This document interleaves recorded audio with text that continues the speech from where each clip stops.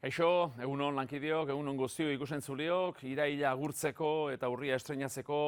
iparra izea dugu eta horrexatik aldaketa hundirik ez da izango. Zeru gaina nahiko oskarbi egon da eta beraz goiz freskoa izan dugu. Behelaino trinkoa berriro ere, Arabako lautaban, ipar isuriko errekaundoetan eta kostako zaio eguzkiari xurgatzea, zetasun handia ekarri du iparra izea gaurreko egunetan. Baina gainerakoan gaur eguzkia izango da nagusi, harik eta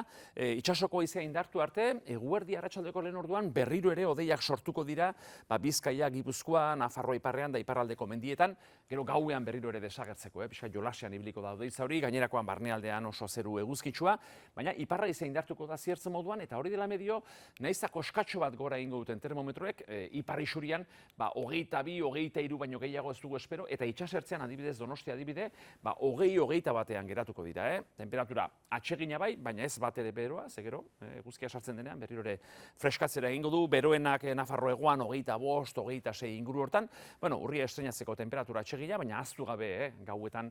fresko egingo duela. Bihar antzera, egunez temperatura altuxeagoak, 23, 26, 27 gradu bitartean, ostiralean azalduko dira lehenengo deiak, eta astebururako oraingoz fronte pare bat datorkigu.